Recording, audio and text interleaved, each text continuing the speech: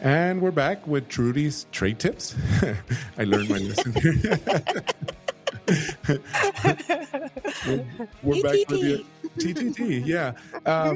You left us. You left us there with a really good tip there on XWorks and why you should reconsider using XWorks for the Incoterms, Trudy, last time.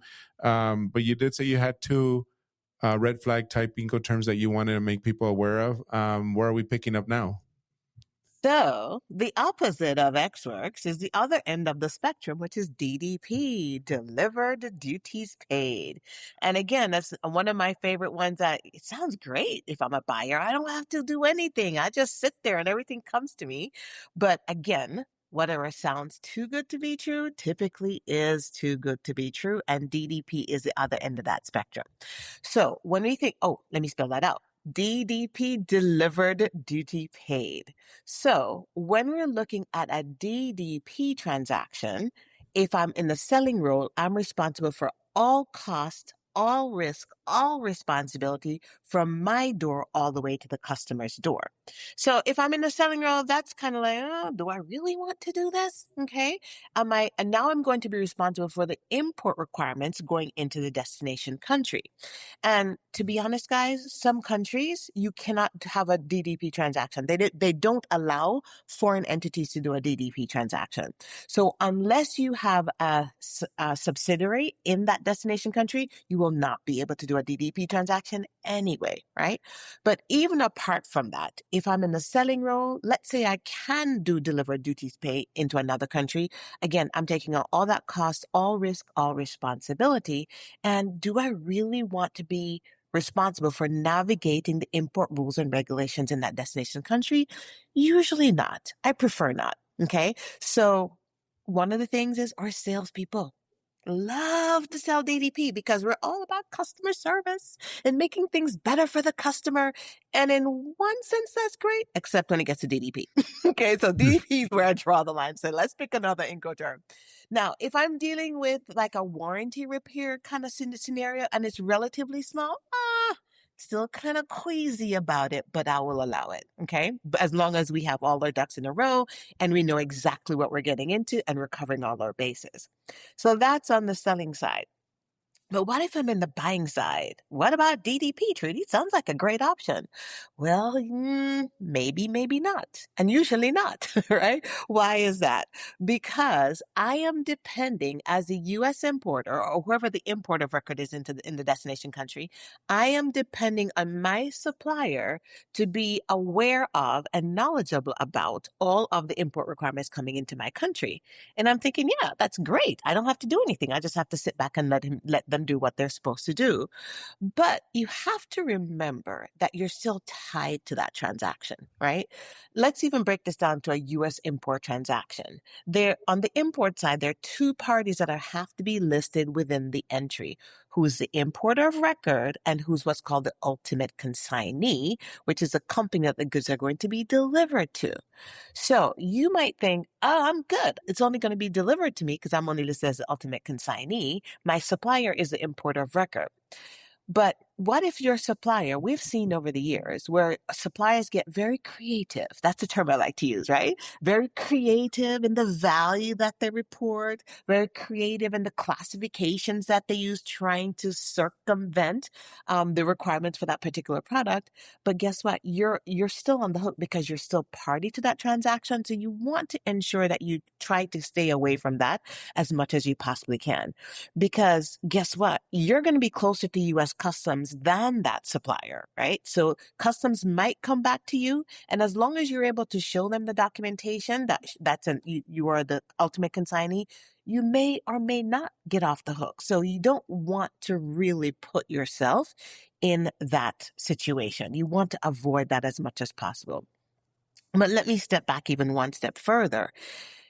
We have seen over the years in many scenarios where your foreign supplier does not have their own customs broker and they don't have a power of attorney with the customs broker and they're not officially set up with U.S. Customs as the importer of record. And so what essentially happens, you may have a broker that since they have your name in their system and they know the goods are going to you, they're like, I clear for them all the time. I'll just clear the shipment in their name. All the charges will go back to their supplier. What's the big deal? The big deal is now you have an entry in your name that you were not prepared for, or you didn't even know, and you might not even have that documentation. So, either way, not a big fan of DDP, delivered duty paid, whether I'm in the selling role or in the buying role. So, you just want to be cautious about that. And especially with the tariffs, a lot of our suppliers are like, we'll take it on, we'll take care of it. And you're thinking it's going to be a good thing, but in a lot of cases, it's not such a good thing. So we definitely want to make sure you guys are aware and alert about that. Yeah, that's what I was going to say, is that sometimes we forget that, there's all these I guess people might actually say, yeah, what the heck, do it DDP if you're the customer, right? Because you're like, I don't want to even deal with those tariffs, etc. And all of a sudden you're on the line for that, when it actually clears, right? I mean, you still need to be paying for those tariffs if they took a shortcut. If they took a shortcut, it still falls in your lap. Right. And we want to avoid that as much as possible. So one of the things we do recommend is if you are going down the path of a DDP transaction, especially in light of a U.S. import transaction, again, we don't recommend it. But if you are going down that path, one of many things that we recommend is try to sort of stay in the loop, meaning have visibility of that documentation that the supplier is going to be using for that customs entry, that commercial invoice, any of the supporting documentation, have visibility of that information, and then get some kind of visibility of the data entry, the data elements, I should say, that were entered for the import of that particular product, just to make sure that they did use the right classification. And if all the additional tariffs that are due, that they did claim that. If there's anti-dumping or countervailing duties due on that item, that they did pay those and satisfy all those requirements. Because again, you don't want to be left holding the bag long after the fact, right? Because customs does look at those entries like they do every entry. They look at them, they review them to ensure that all of the data elements are correct. And they will come back to you and they will say, hey, you are a part of the transaction. These goods were actually delivered to you. What's going on here? Give us some information. And ever since 2025 and moving forward, customs is big on enforcement, right? Because things have changed. Our life has changed. The world is different. And so they've always been big on enforcement. So that's what I like to tell people. They've always been big on enforcement, but it's even more focused, more targeted enforcement now with all the tariffs and all of the additional requirements for our import transactions. So we can't be too careful. So that's why we recommend try to stay away from DDP, deliver duty paid, as much as you possibly can. Exactly. Yeah. So, but you also talked about shipping into the United States, but this totally applies to almost any other country. Well, for Absolutely. one, like you said, some countries don't even allow it, Mm-hmm. right? So And yeah, and here in the U.S. we don't have a VAT, the value added tax, but that a bunch of other countries do, and they collect that during the import process. Correct? correct, they Well, not do. everybody, but a lot of them do. They do. And in many scenarios, there is some kind of refund. In many countries, I should say, there's some kind That's of what I was refund. getting. Yeah, Yeah, that's what yeah. I was gonna get at. Yes. And you have to ensure that you're registered correctly to get that refund. So that's where we can take this discussion one step further and talk about who is your service provider and what are their capabilities in that country. Because when I talk about your service provider, who's a freight forwarder and the ultimate customs broker in that destination country? Because I like to tell people, I might have a freight forwarder that does a phenomenal job, let's say in Europe, but if I'm sending something to India and they don't have the same representation down there, and when they get to India, they might have a little bit of a challenge. So you really have to work with your freight forwarders, your service providers, your brokers, ensure that they do have that representation down there in order to accurately and effectively provide services for you on that import transaction going into that destination country to file everything correctly. Yep. Exactly. So, wow. Okay. Well, now we got first episode. You talked about X Works, so Correct. let's scratch that one off. I mean, you don't have to, of course, but if you want to be logical and practical, you may want to consider to not even, like, you don't even know what EXW means. And now DDP. So now, we eliminated the 4 dump and pump, unless you really are an oil or grain and all that. So let's assume a big majority of the world is not that. So those 4 are gone. 4, 5, 6. 6 are gone. We're left with 5. 5. Yep. So you can concentrate on you can focus on the remaining 5 terms. That's FCA free carry at, CPT carriage paid to, CIP carriage and insurance paid, DAP delivered at place.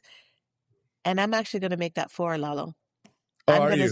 I'm DPU delivered at place unloaded is kind of in its own little world, and there are very few scenarios that we would probably use DPU. So we're really down to 4. Okay. Wow. So I would use DPU delivered at place unloaded if I have, usually like in special projects is where you might find that happening quite often. But for most of us, we don't really do that. So we're really down to 4. Nice. 4. Mhm. So you Yep. cut down my odds my usage by more than 50%. So that's I know. I'm trying to look, trade compliance is complicated enough. I'm trying to simplify it everywhere I possibly can to awesome. make life easier. Yeah. Well, that If was great. we concentrate on those 4, we're good. We're good. Make sure Exactly. everybody in the selling role, in the buying role, everybody in your organization understand those 4 and use them correctly. You're in good shape. Okay, great. So fun fact, just because Trudy just told you cut it down to those 4, you don't just go crazy and use them, okay? You need to actually, and shameless plug, you do need to come to our class. It's only a half a day, but you come to our class to learn exactly how to use those, not just say, oh, look, this sounds good. Let's use this one. I mean, Yes. Again, shameless plug, but please do come and look us up. But that's what we like to, just go through.